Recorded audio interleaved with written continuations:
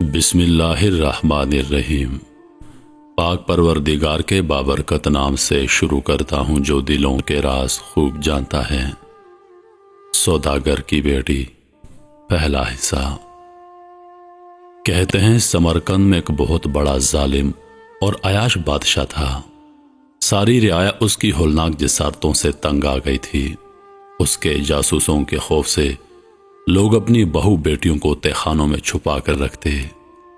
ایک مرتبہ وہ بھیس بدل کر شہر کے گلی کوچوں سے گزر رہا تھا کہ اچانک اس کی نظر ایک مہجبین دوشیزہ پر پڑی جو اپنے گھر کا دروازہ بند کر رہی تھی۔ لڑکی کیا تھی؟ حسن و جمال کا مرقع تھی۔ چہرہ ایسا تابناک تھا جیسے اس پر کسی نے چاندنی کا غازہ مل دیا ہو۔ شباب کی رعنائیوں میں وہ کھلتے گلاب کی طرح چمن کی رانی معلوم ہوتی تھی۔ نظر پڑتے ہی بادشاہ کے دل پر بجلی گر پڑی۔ ایک نشتر تھا جو جگر کے آر پار ہو گیا۔ ایک مرتبہ پھر غور سے اس نے اس گھر کو دیکھا اور سلگتی ہوئی آرزوؤں کے ساتھ اپنے محل کی طرف روانہ ہو گیا۔ اس کا وزیر اس کی زندگی کے اسرار کا سب سے قریبی محرم تھا۔ محل میں قدم رکھتے ہی اس نے وزیر کو خلوت میں بلایا اور اس سے اپنے دل کی کیفیت سے باخبر کرتے ہوئے کہا، وزیر، آج پہلی بار میں نے انسانی پیکر میں ایک ماں کامل کو دیکھا ہے۔ اس کے رخ کی چاندنی سے آنکھیں خیر ہو گئیں۔ اس کے تصور میں ایک لمحہ دل کو قرار نہیں۔ اس کے حسن قیامت خیز نے میری ہستی کا سارا ضبط و شکیب چھین لیا۔ زندگی میں ایسا غارت کر ہوش میری نظر سے نہیں گزرا تھا۔ جیسے بھی ممکن ہو میرے سلگتے دل کی آگ بجھاؤ۔ وزیر نے گھر کا پتہ نشان دریافت کرنے کے بعد بادشاہ کو تسلی دیتے ہوئے کہا، جاں پناہ، صبر سے کام لیجئے۔ شاہی اقتدار کے لیے یہ کوئی مشکل مسئلہ نہیں ہے۔ غلامان دولت اقبال جہاں پناہ کی خوشنودی مزاج کے لیے آسمان کے کہکشاؤں کو توڑ کر لا سکتے ہیں، یہ کامل تو زمین ہی کی مخلوق ہے۔ شام تک وزیر نے اپنے ذہین اور شاطر مخبروں کے ذریعے سارا حال دریافت کر لیا۔ معلوم پڑا کہ وہ ایک سوداگر کی بیٹی ہے۔ باپ کو انتقال کیے ہوئے کچھ عرصہ ہو گیا ہے۔ اس وقت وہ اپنے بوڑھے اور غریب چچا کی کفالت میں ہے۔ وزیر نے جیسے ہی بادشاہ کو یہ اطلاع دی، خوشی سے اس کی باچھیں کھل گئیں۔ اس نے فوراً حکم دیا کہ ابھی اس کے چچا کو دربار میں طلب کیا جائے اور جس قیمت پر ہو اسے عقد نکاح کے لیے راضی کر لیا جائے۔ آن کی آن میں شاہی کارندوں کا ایک دستہ بوڑھے شخص کے مکان پر پہنچا اور اسے بادشاہ کی طلبی کا فرمان پہنچایا۔ بادشاہ کا حکم سنتے ہی دہشت سے اس کے چہرے کا رنگ فک ہو گیا۔ بھتیجی نے چچا کی پریشانی دیکھ کر گھبراتے ہوئے انداز میں کہا، دروازے پر بھلا کسی نے آپ کو کیا کہہ دیا ہے کہ آپ اس قدر پریشان نظر آتے ہیں؟ چچا نے شکست خوردہ لہجے میں جواب دیا، شاہی کارندے آئے ہیں۔ بادشاہ نے ابھی مجھے دربار میں طلب کیا ہے۔ دل دھڑک رہا ہے، کوئی بھلا تو نہیں نازل ہونے والی۔ سمجھ نہیں آتا کہ میں کیا کروں۔ بھتیجی نے تسلی دیتے ہوئے کہا، خدا اپنے حبیب کا صدقہ عطا فرمائے۔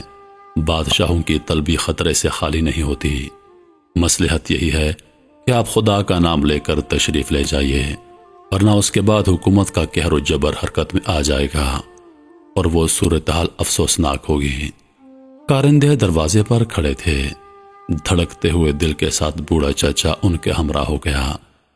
بھتیجی دروازے تک رخصت کرنے آئی اور خیر عافیت کی دعا کرتے ہوئے واپس چلی گئی۔ انتہائی اعزاز و اکرام کے ساتھ بادشاہ اور وزیر نے بوڑھے شخص کا خیر مقدم کیا۔ شاہی نشست گاہ کے قریب ایک مکلف اور خوبصورت تخت پر اسے جگہ دی گئی۔ بغیر کسی وجہ ظاہر کے یہ کرام خسروانہ دیکھ کر وہ دریائے حیرت میں ڈوبتا جا رہا تھا۔ جب اس کی گھبراہٹ ختم ہو گئی تو وزیر نے اسے مخاطب کیا، اس وقت آپ کی قسمت کا ستارہ عروج پر ہے۔ بادشاہ معظم نے ملکہ سلطنت بنانے کے لیے آپ کے بھتیجی کو منتخب فرمایا ہے۔ آپ اس پیغام کو قبول کر کے تاج شاہی کا احترام بجا لائیے۔ یہ پیغام سن کر فرط حیرت سے بوڑھے کی آواز حلق میں پھنس گئی۔ اپنے شعور کی بکھری توانائیوں کو سمیٹ کر بڑی مشکل سے جواب دیا، جاں پناہ کے احسان سے ہماری گردن ہمیشہ خم رہے گی۔ ان کی چشم التفات نے ہمیں فخر و اعزاز کا ایک بہترین موقع فراہم کیا ہے، مگر میری طرف سے معذرت قبول کی جائے کہ ہم اپنے آپ کو اس شاہی اعزاز کا مستحق نہیں سمجھتے۔ یہ جواب سن کر شدت غیظ میں وزیر کی آنکھوں سے چنگاریاں پھوٹنے لگیں۔ گرجتی ہوئی آواز میں کہا، عزت و وقار کے ساتھ اس کی خواہش کی تکمیل کے لیے تم تیار نہیں تو یاد رکھو، صبح ہونے سے پہلے پہلے تمہاری بھتیجی حرم سرائے شاہی کی زینت بنا لی جائے گی۔ وزیر کی زبان سے یہ الفاظ سن کر بوڑھا شخص کانپ اٹھا، لرزتے ہونٹوں سے کہا، وہ میرے ضمیر کی آواز تھی جس کا میں نے اظہار کیا ہے۔ شاہی قہر و جبر کا مقابلہ کرنا میرے بس کی بات نہیں۔ اغوا کا حکم نہ دیا جائے، میں اپنے بھتیجے کو دلہن بنا کر رخصت کرنے کو تیار ہوں۔ وزیر کا غصہ اتر گیا، بادشاہ کے چہرے کی شکن بھی مٹ گئی۔ رات گئے تک بوڑھے چچا کے انتظار میں بھتیجی بیٹھی ہوئی تھی۔ قدموں کی آہٹ ہوتے ہی دروازہ کھول دیا، بےتابی کے ساتھ خیر دریافت کی۔ چچا نے بھرائی ہوئی آواز کے ساتھ سارا ماجرا کہہ سنایا۔